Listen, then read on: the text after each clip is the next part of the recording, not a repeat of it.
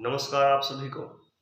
हम आपके साथ जो जानकारी साझा कर रहे हैं उसको हमने पहले प्रयोग किया है और प्रयोग करने पर हम जिस निष्कर्ष पर निकले हैं उस पर हम बात करेंगे। आज जो है मिर्गी एपिलेप्सी अपस्मार, अप और स्मार दो शब्दों से मिलकर के जो है अपस्मार बना है। अप का मतलब है खो देना, जैसे यश खो देना, कीर्ति खो देना, धन खो देना, स्मृति खो देना। और स्मार का मतलब स्मृति। जब कोई व्यक्ति अपनी स्मृति खो देता है, अपनी याददाश्त खो देता है, या वो मैं कहाँ हूँ, कैसा हूँ, किस अवस्था में हूँ, ये सब चीज़ें खो देता है, तो उस रोग को अपस्मार कहा जाता है, यानी मिर्गी कहा जाता है। अब मिर्गी जैसा भयंकर रोग, ऐसा भयंकर रोग जिससे व्यक्ति तो परेशान होता ही है, व्यक्ति से ज़्यादा परेशानी होती है व्यक्ति के घर वालों को, परिवार वालों को, रिश्तेदारों को। और ये एक ऐसा रोग है जिसको लंबे समय तक परिवार वाले अपने आस पड़ोस, सगे संबंधी, रिश्तेदारों से छुपा करके रखना चाहते हैं। वो चाहते हैं कि लोगों को ना पता लगे कि ये होता है। और ये दो अवस्थाओं में होता है। वैसे ये लगभग जो है वातज, पित्तज, कफज, सन्निपातज और एक आगंतुक, यानी 5 जो है इसके कारण होते हैं। 5 प्रकार का सामान्य तौर पर ये देखा गया है। और तंत्र का ये रोग है। इसको प्रभावित कौन कौन से ऑर्गन करते हैं?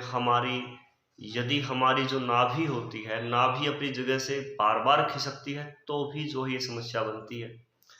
और हमारी नाभि के साथ में हमारे लीवर के अंदर कोई समस्या हो, लीवर ज़्यादा गैस बना रहा हो, या लीवर के अंदर तेज़ाब ज़्यादा बनती हो लीवर की वजह से, यानी लीवर खराब होने की वजह से भी जो है ये रोग होने के चांस होते हैं।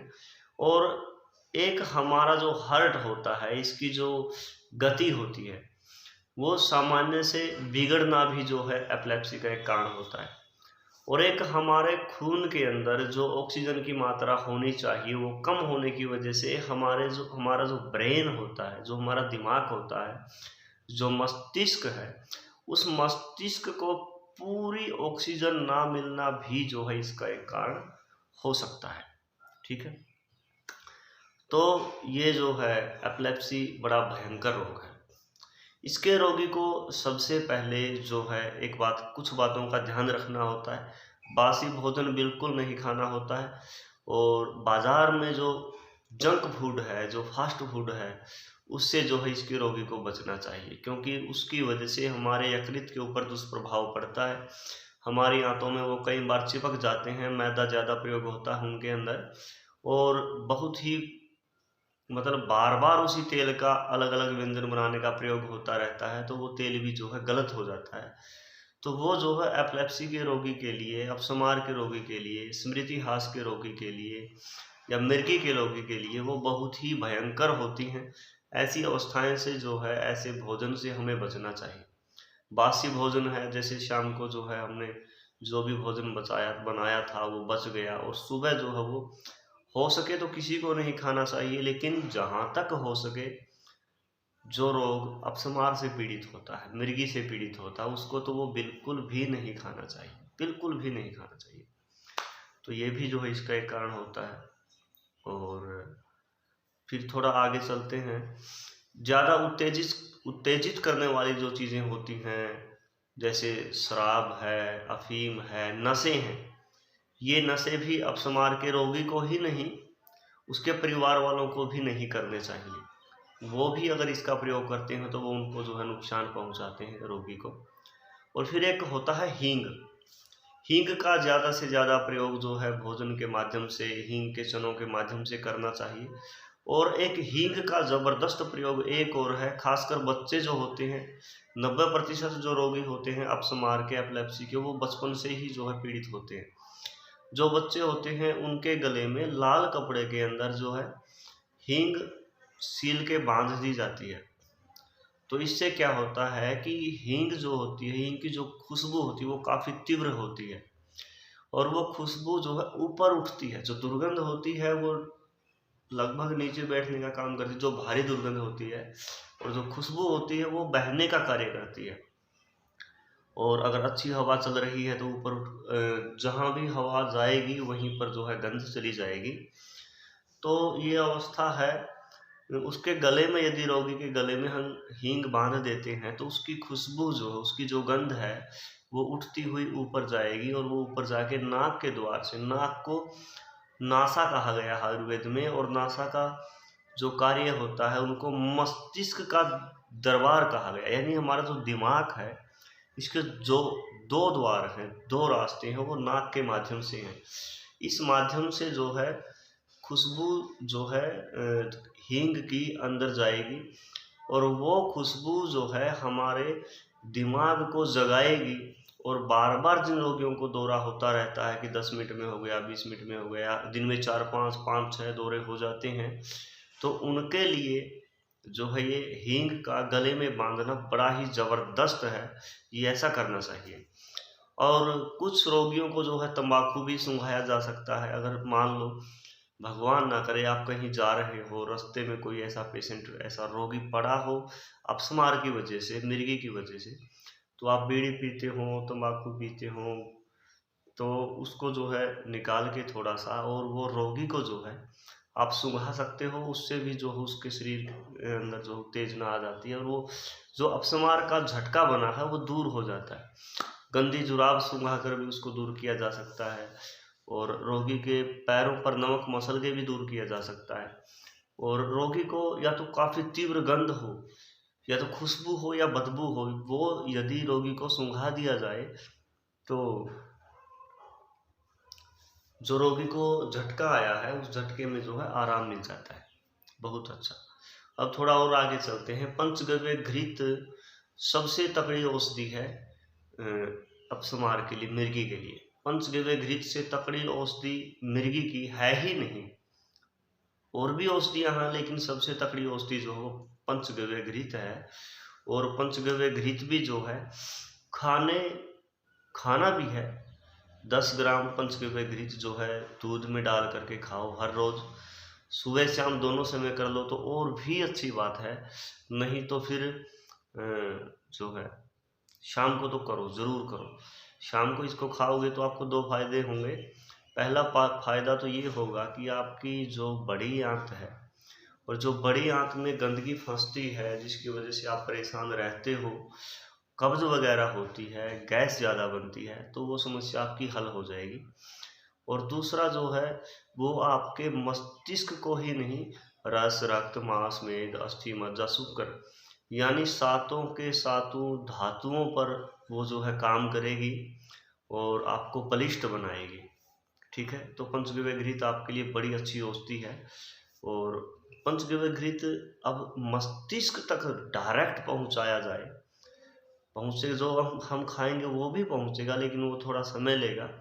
तो डायरेक्ट और जल्दी और आसानी से पहुँचाने के लिए नस्य कर्म किया जाता है, नस्य दी जाती है पंचगव्य घृत की। यानी लगभग 2-2 बूंद सुबह शाम, और यदि दोपहर भी हो जाए तो अच्छी बात है, नहीं तो 2 समय बांध लो आप, सुबह और शाम को जो है आराम से लेट के, नाक के मतलब सिर पे जो है तकिया वगैरह नहीं लगाना है, और नाक के माध्यम से 2-2 बूंदें नाक में डालनी है। और 10 मिनट तक आराम से लेटे रहो, किसी पर गुस्सा मत करो, किसी से बातें मत करो, मोबाइल को फ्लाइट मोड कर दो, स्विच ऑफ कर दो, क्योंकि ये बार बार परेशान करता है। तो ऐसा करो। अब थोड़ा और आगे चलते हैं। ब्रह्मी बटी सवर्ण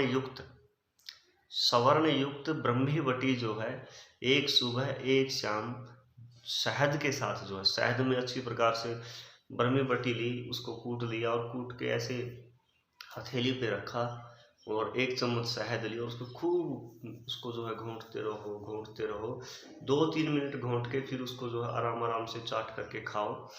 वो आपके दिमाग के सभी विकारों में काम करेगी, बहुत अच्छा काम करेगी, बल देगी। और यहाँ पर कई बार क्या होती है, हमारे दोष बिगड़ने की वजह से, वात, पित्त और कफ ही तो मूल कारण है रोगों का। ये दोष बिगड़ने की वजह से हमारी नसें सूखने लगती हैं, कमज़ोर होने लगती हैं। तो अब नसों को ताकत देने के लिए हमें नाभि के माध्यम से औषधि देनी होती है। यदि किसी व्यक्ति की मस्तिष्क की ही नहीं, पूरी बॉडी की, पूरे शरीर की कोई भी नस यदि सूख गई हैं तो उनके लिए जो है नाभि के अंदर पंचगव्य घृत लगाया जाता है दिन में 2 या 3 बार।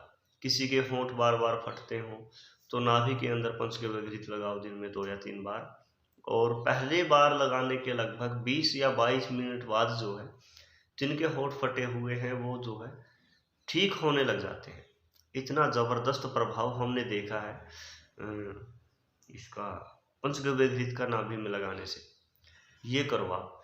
अब हम कहाँ आ गए थे? हाँ, पंचगव्य घृत का प्रकरण पूरा हो गया है। नाक के माध्यम से दी जाती है, खाया भी जाता है, और ब्रह्मीवटी गोल्ड युक्त सवर्ण युक्त जो है ब्रह्मीवटी का हो गया। अब हम थोड़ा और आगे चलते हैं। एक बनता है ब्रह्म रसायन। क्या बनता है? ब्रह्म रसायन। ब्रह्म रसायन जो है हर रोज जो है लगभग 10-10 ग्राम सुबह शाम यदि खाया जाए तो ब्रह्म रसायन जो है आपके हार्ट, आपके यकृत और आपके मस्तिष्क तीनों को बल देने का जो कार्य करता है वो ब्रह्म रसायन करता है। तो ब्रह्म रसायन का दूध के साथ या पानी के साथ सेवन किया जाता है। इसको आप भोजन के बाद भी ले सकते हो और भोजन से 1-1.5 घंटा पहले भी ले सकते हो, कोई समस्या नहीं होने वाली। तो ये जो है एपिलेप्सी, अनिद्रा, तनाव, डिप्रेशन, मिर्गी, अपस्मार, नसों की कमज़ोरी, लीवर की कमज़ोरी, हार्ट की कमज़ोरी और मस्तिष्क की कमज़ोरी, याददाश्त की कमी, नींद ना आना, नींद बहुत ज़्यादा आना, शरीर टूटा टूटा रहना, थकावट ज़्यादा रहना, आदमी का खुद के ऊपर से विश्वास उठ जाना, इन सारी समस्याओं के ऊपर जो है ये सामग्री काम करेगी जो आज हमने आपको बताई है। आप इसको लो, कहीं से भी लो, किसी अच्छे से वैद्य से संपर्क करो, वहाँ से ये दवा लो। यदि एपिलेप्सी की समस्या है तो लगभग 1 साल तक इसका आप प्रयोग करो, आपकी समस्या खत्म हो जाएगी। और मेरे अनुभव के आधार पर लगभग 3 महीने में ये समस्या काफ़ी हद तक खत्म हो जाती है। रोगी को लगने लगता है कि मैं स्वस्थ हूँ, अब मुझे इसकी आवश्यकता नहीं है। लेकिन मैं कहूँगा कि आप कोशिश करो कि इसको 1 साल तक चलाओ। अब ये 2 चीज़ें तो जो है आपको बड़ी आसानी से उपलब्ध हो जाएंगी, ब्रह्म रसायन और ब्रह्मीवटी, ठीक है। अब पंचगव्य घृत जो है ये आसानी से उपलब्ध होने वाली चीज़ नहीं है। सबसे बड़ी समस्या तो यही हो गई कि पंचगव्य घृत के लिए हमें अच्छा घृत कहाँ से मिले। और अब दूसरी समस्या ये हो गई जो है इसको बनाया कैसे जाए। तो इसको बनाया कैसे जाए और इसको प्राप्त कैसे किया जाए, इसके लिए जो है हम आगे एक वीडियो बनाएंगे। आप यदि आए हैं चैनल पर तो इसको सब्सक्राइब कर लें ताकि आगे जब हमारी वीडियो पंचगव्य घृत कैसे बनाएं कल या परसों अपलोड होगी तो उसकी जानकारी आपको मिल सके। अब इन्हीं शब्दों के साथ नमस्कार, वंदे मातरम, जय सिया राम, जय गौ माता की। आप सभी